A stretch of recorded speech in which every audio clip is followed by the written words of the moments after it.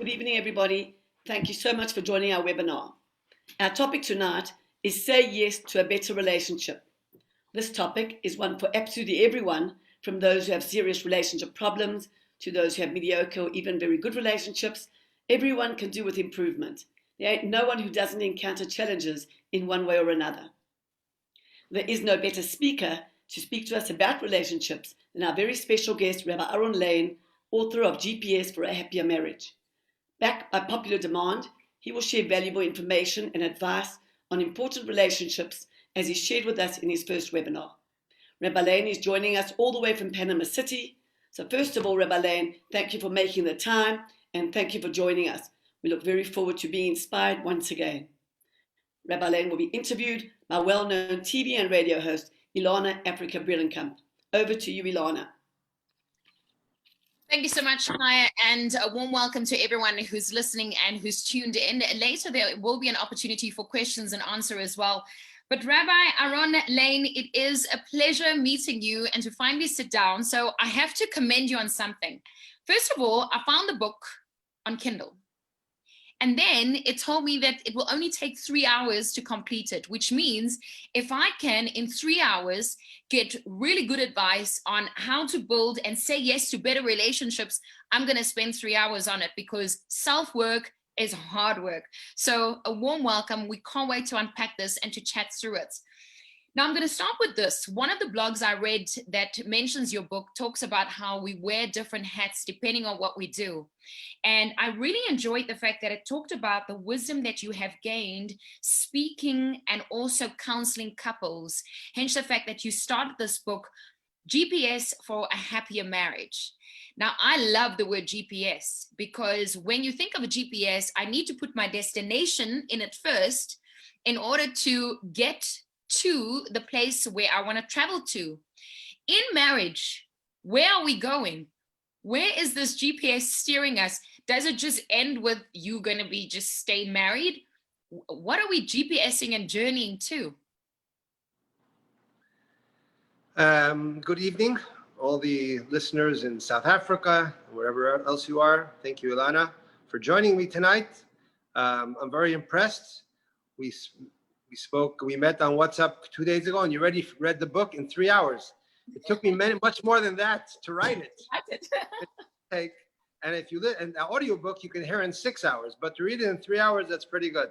So you must be speed reading, or maybe the version, the Kindle version only has half the words, but it's okay.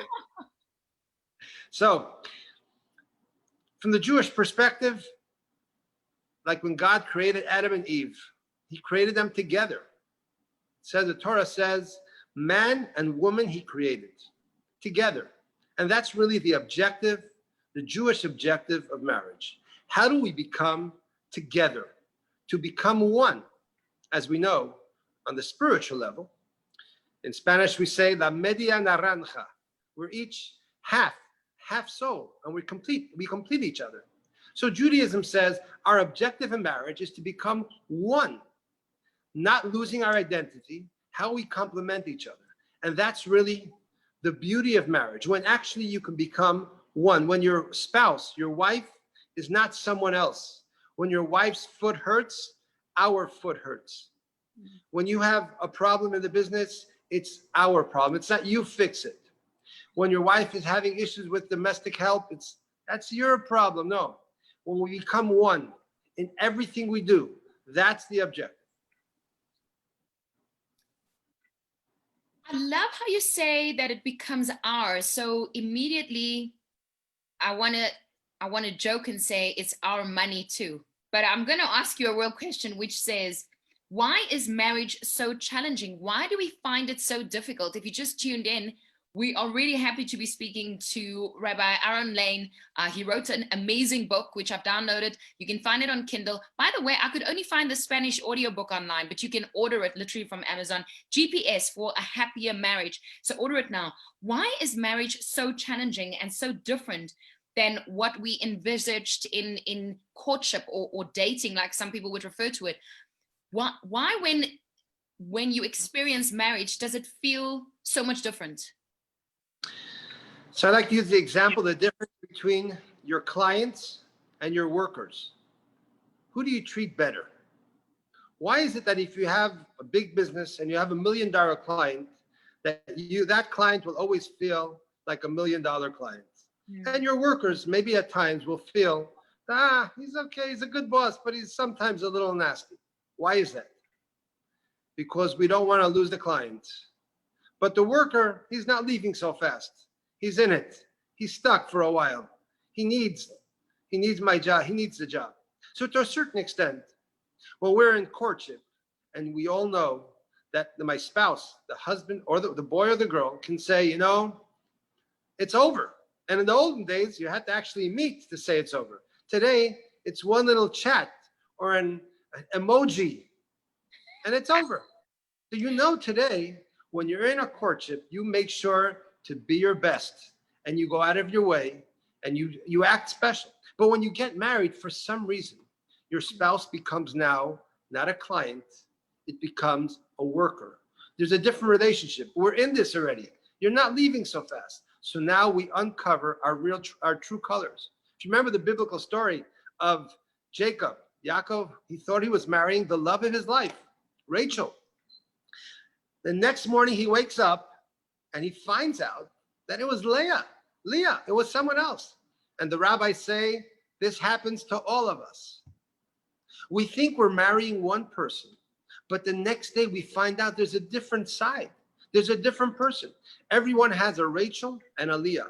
Everyone has a Jacob and an Esau, okay?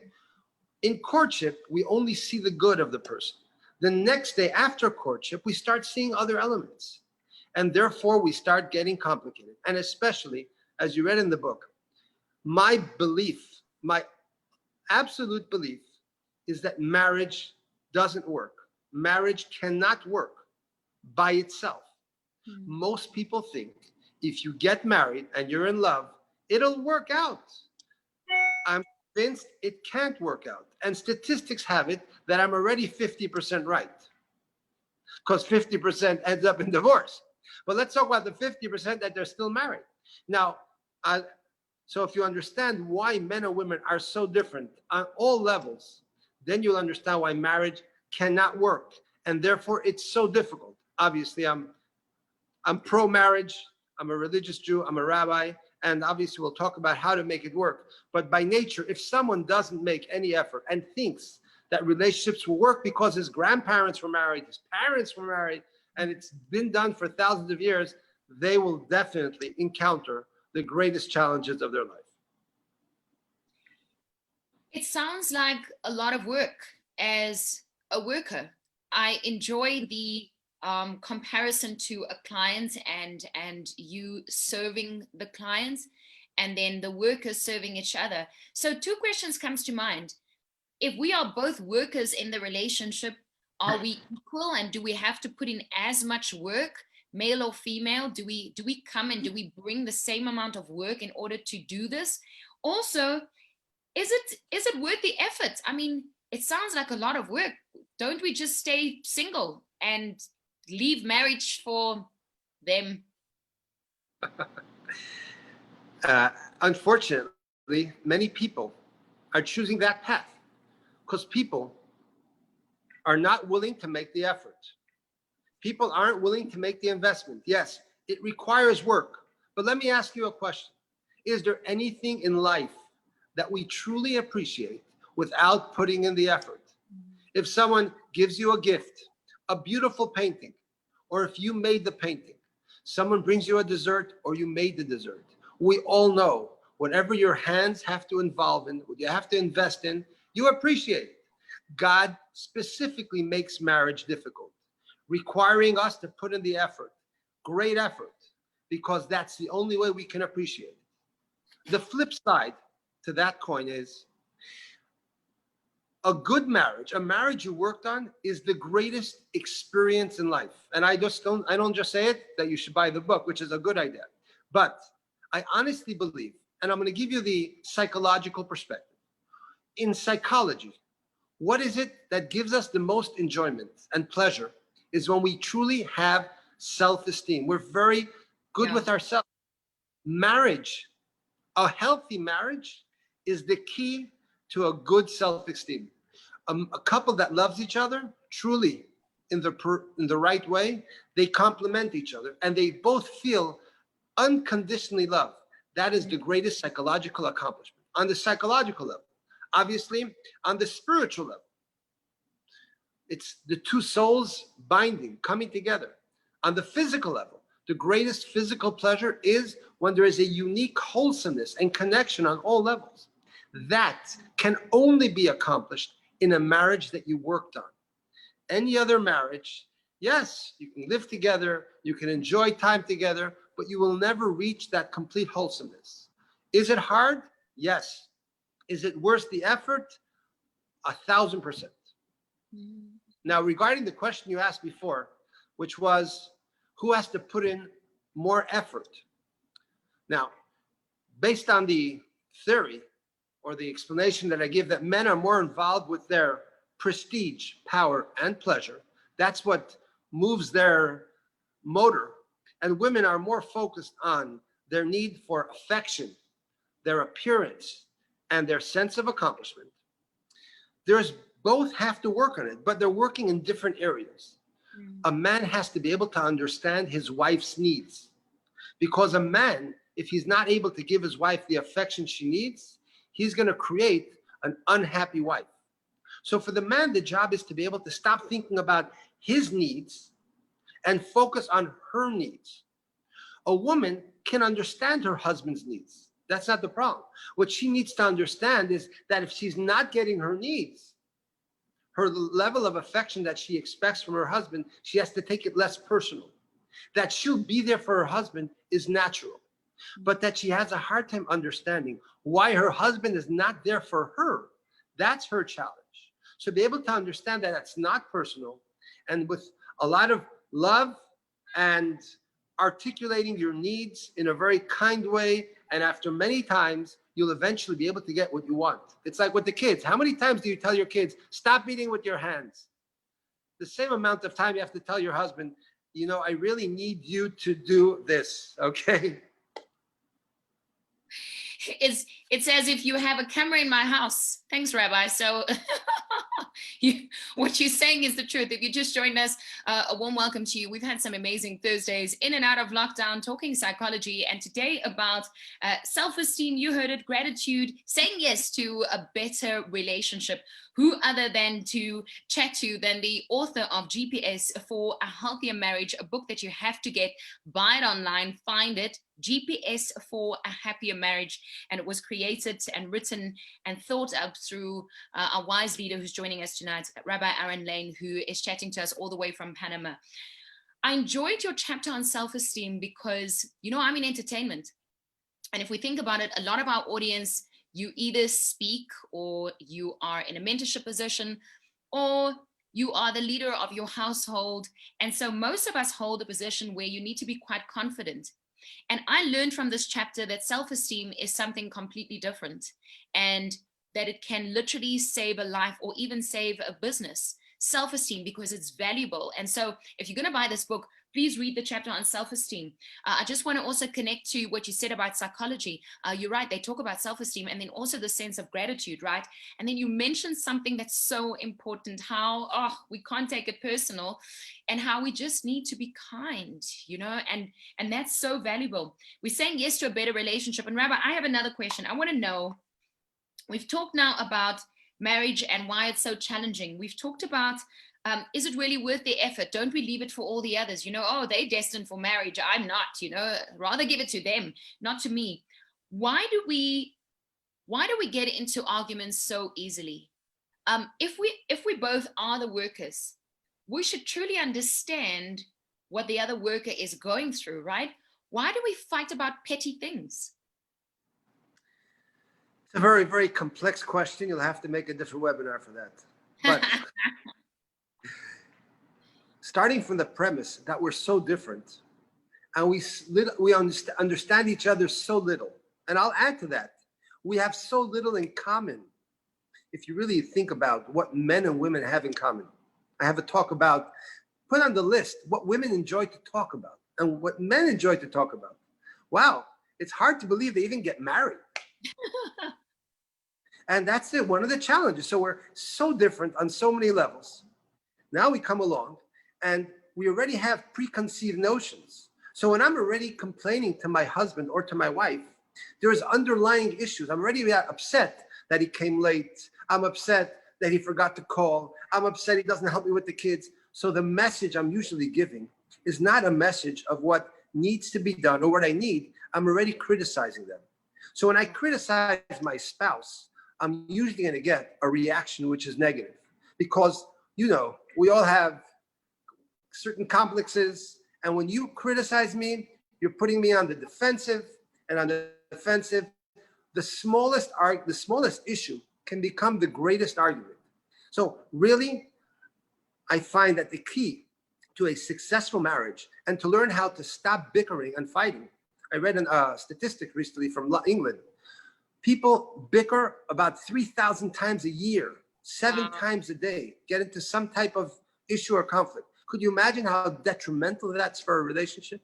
Yeah. If love is the element which unites people, making people feel bad is what slowly eats away at that relationship. So what I would say, although the last part of the book, it's called The Art of Communication, which is, I consider, probably the most vital and very important.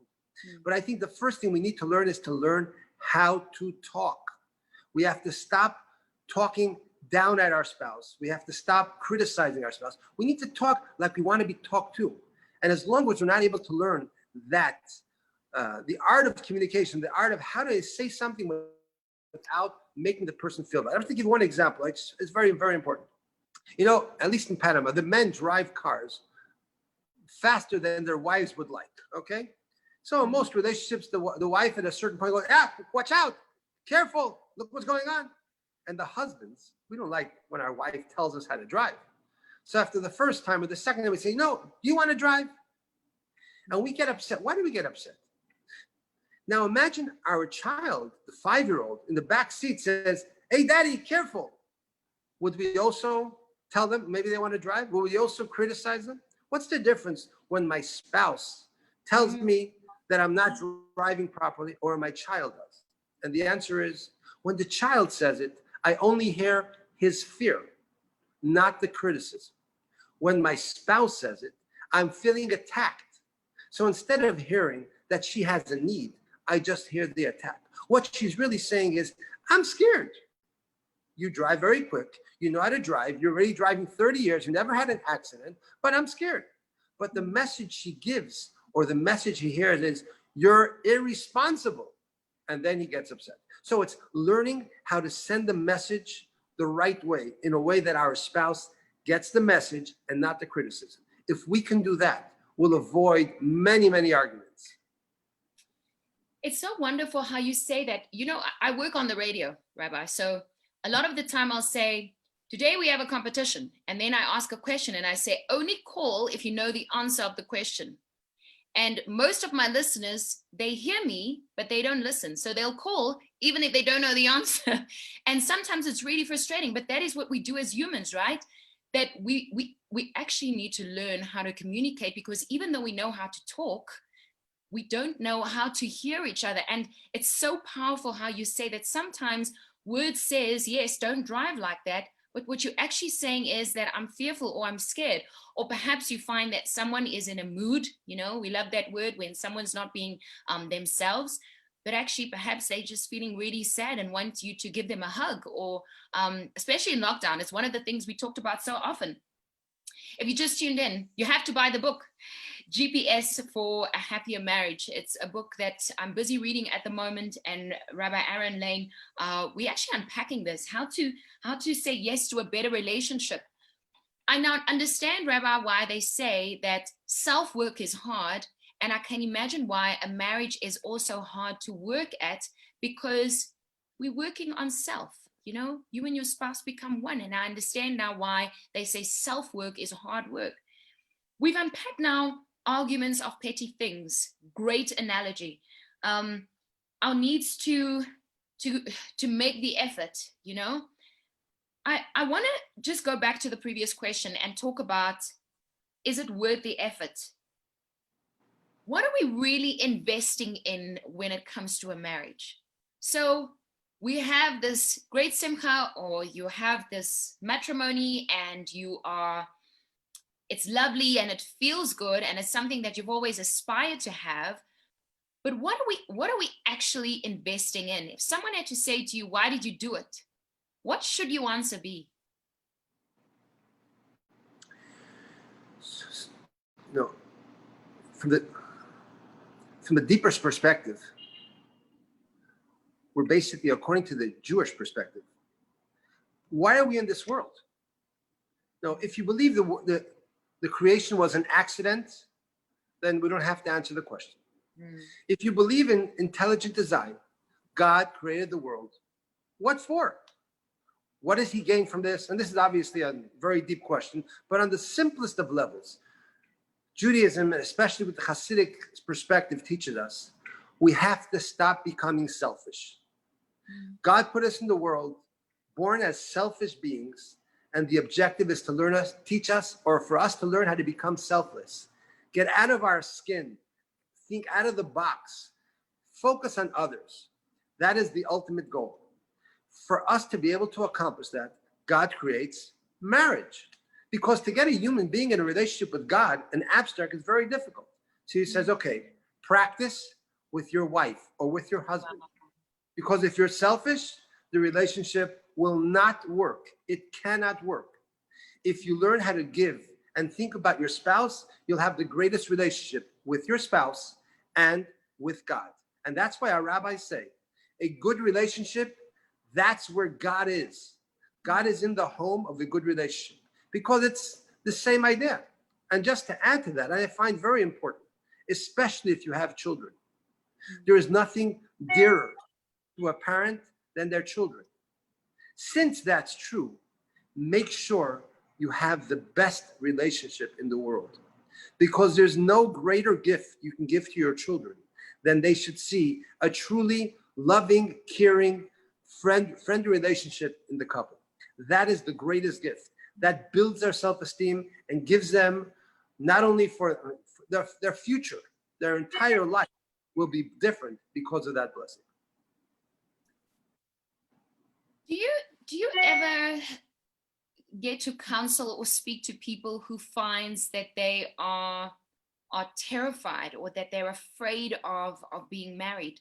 Because if I'm, God forbid, a negative person, right, and I only see negativity in my marriage, and I tell this to someone, I'm creating fear, and I'm stirring, or I'm saying something that's not true for everyone. Do you find that in counseling that people are quite fearful of marriage? The honest truth is, I live in Panama. It's a very beautiful community, a very traditional community. 80% Sephardic Jews, and therefore the whole family structure is very unique. So it's very uncommon here for people not to get married or to have issues. Remember, this is Latin America, which is a very, very into family, a predominantly Sephardic community, very into family. So that's very uncommon. But it is possible, especially if someone is traumatized. They come from a relationship where their parents had a bad relationship, or some friends had a bad relationship. Yes, these are natural things. Some people have low self-esteem or other emotional issues, and they need to be dealt with. And unfortunately, not everything works out as we would like. What I can tell you across the boards is, if a person marries a normal human being and they put in the effort, which requires effort, and I'm saying years of effort, it doesn't mean that all the years are difficult, but you have ups and downs. There is nothing as special as marriage. Like King Solomon says, Matzah isha, matzah tov. You got married, you found the greatest of good. And like the Talmud says, marriage is a place of blessing and of joy and of companionship. So really, it is the greatest thing you can aspire to, even on the physical, emotional level. But it does require effort. Before I talk about finding self, and I think you'll answer it through this, what I found in the book, which I thought was really interesting, is, I mean, we know men and women are different, and we've unpacked that tonight in detail. But when you talked about the needs and the different P's and the different A's, it was like a light went on. It was like, okay, this makes sense.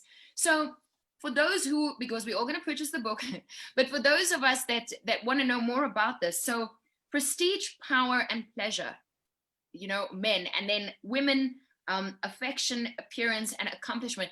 I mean, it's like you're talking about most of our marriages. That's who we are. The analogy of the A's and the P's, please unpack that a little bit for us, because that illustrates the difference between men and women and our different needs. And I think once we can understand the P's for men and the A's for women, not only will you because my next question was going to be, how do I find myself in the midst of marriage? Most of us are very young when we get married, and we journey through our 20s and our 30s and become 40, and we need to find ourselves in this relationship together with children and life. And so I would imagine that through this analogy of the P's and the A's, you are able to find yourself in your marriage as well. So before we speak about the P's and the A's, I do need to clarify, these are masculine and feminine characteristics. Yes. There are men have feminine characteristics and women that have masculine characteristics.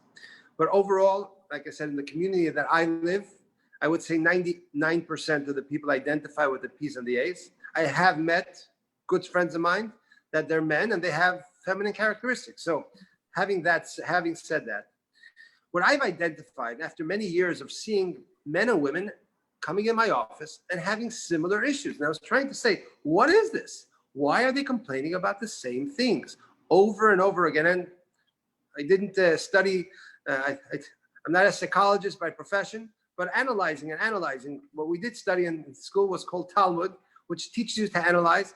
And eventually I came up with this idea, which with the time evolved into these ideas, that I find that in life, we all want to be happy.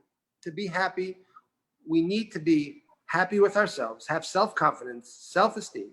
And what I realized that men look for daily 3 things that are connected with their power, prestige, and pleasure. In simple words, success in the business, that's part of their power. What university you study, that's part of their prestige. How much money do you have? That's part of their power and prestige. What car do you drive? Where do you live? So what really drives the men, the prestige, power, and pleasure. And in the book and in the last talk I give a lot of examples, which we don't have time for now. And women, what I felt when I asked women, what do you look for your happiness? 98% said love, love, love. Wow. Okay. So I realized that this affection, which works with the A, is better than the L for love. Affection was so important. Women needed to have this affection 24 hours a day. Men don't need to be loved 24 hours a day. They don't want to be criticized 24 hours a day, but that's not what they needed. And obviously that's where I realized why marriages have such a hard time, such different needs. So women needed to feel loved, affection. They need to hear that they're loved.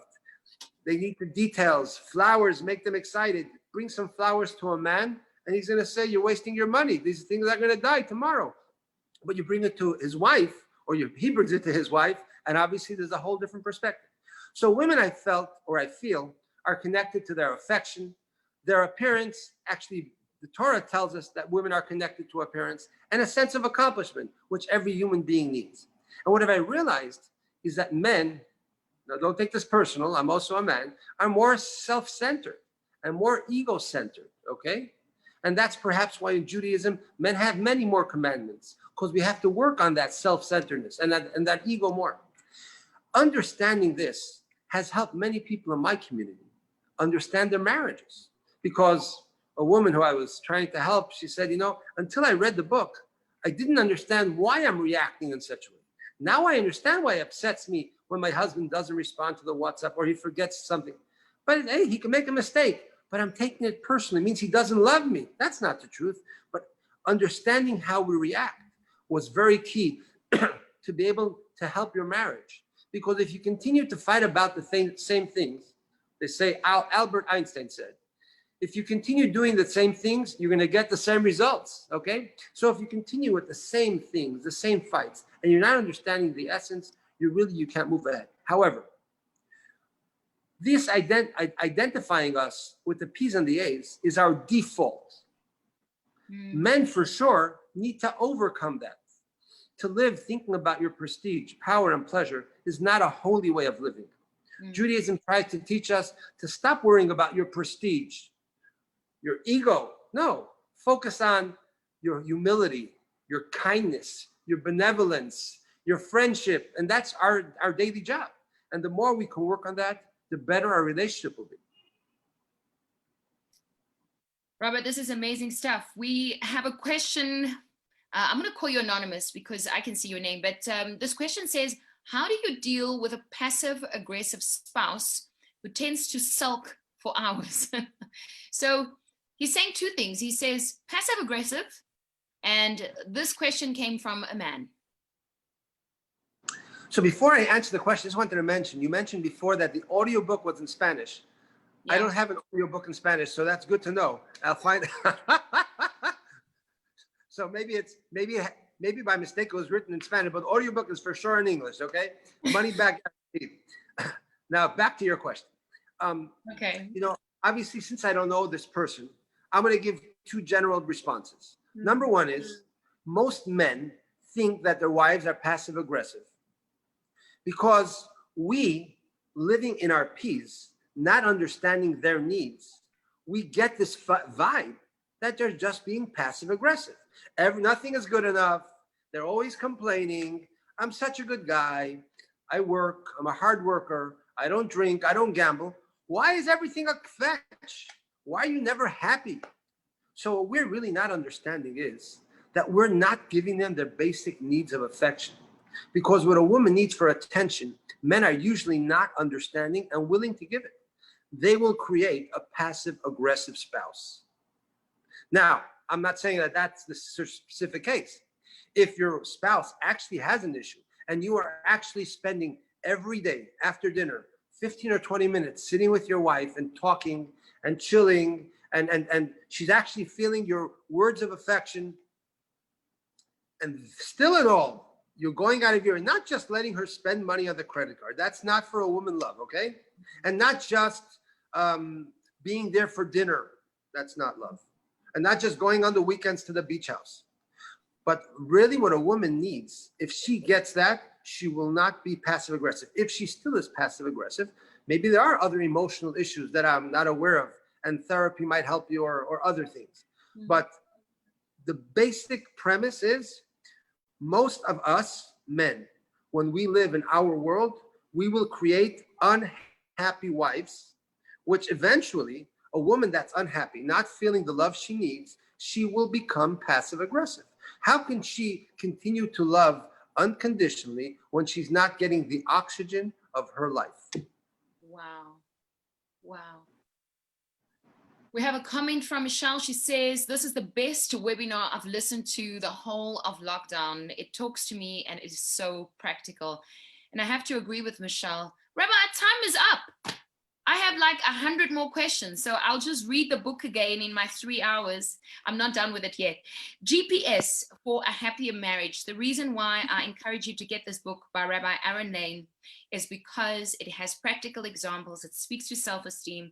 We talked about gratitude, our kindness. We're saying yes to better relationships. Sure. You know what?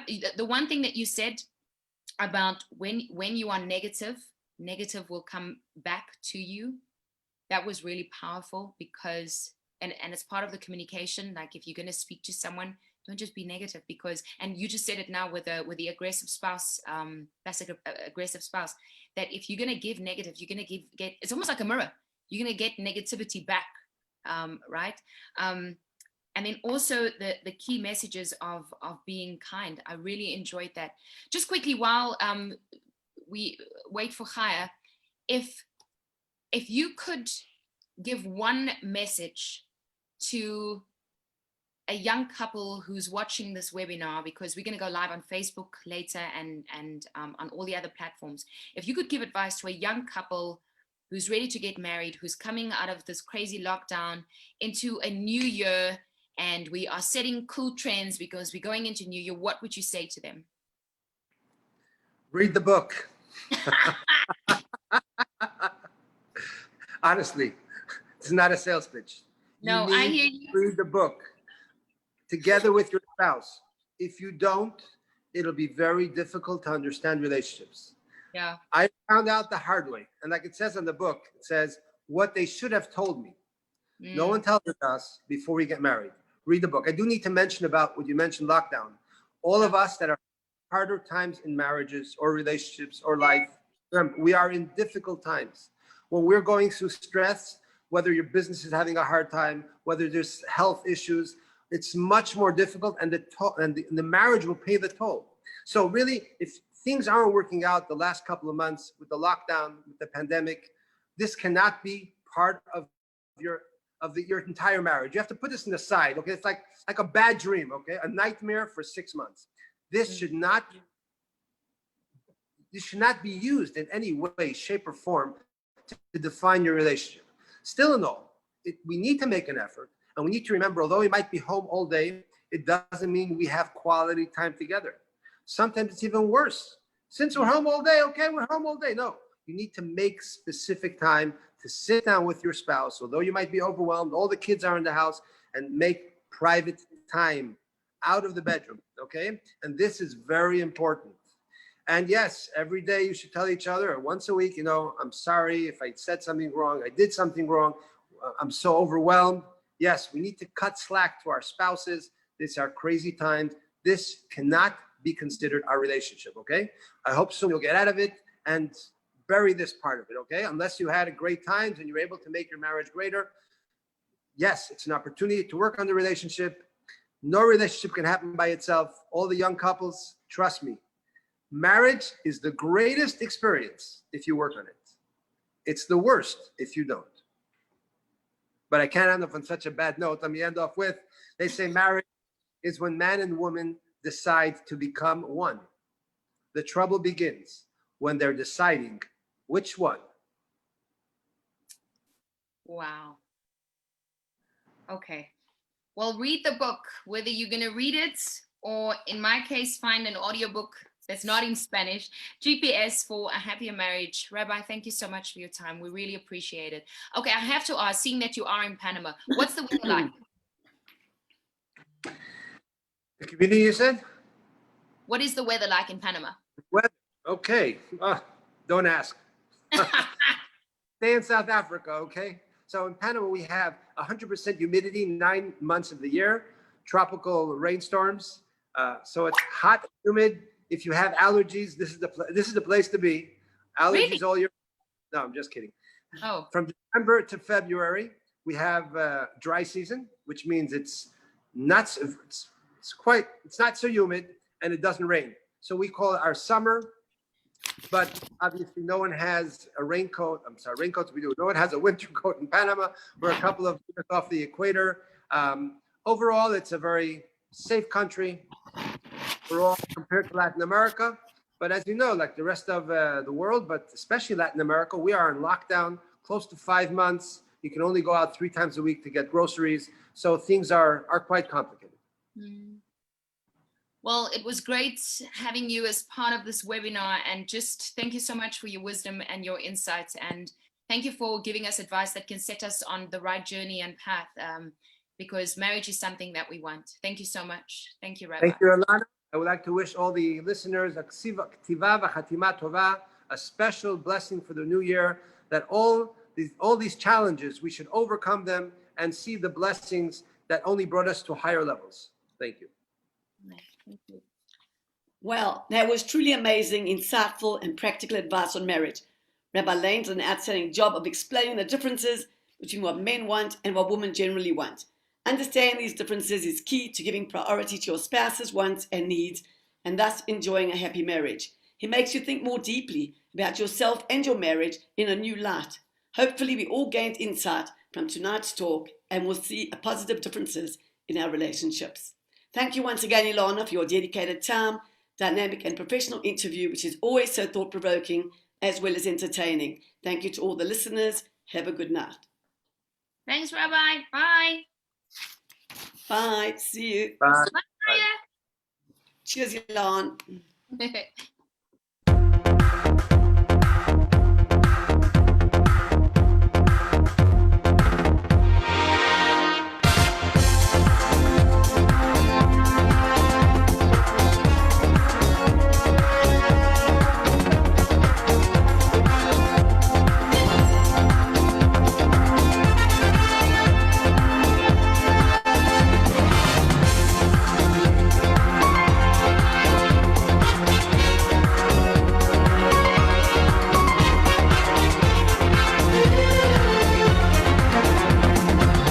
Bakive ashtaichem Yisrael ashtaichem Mare bakive ashtaichem Yisrael ashtaichem Litnayim niyatem mitarim Matem mitarim mitarim Litnayim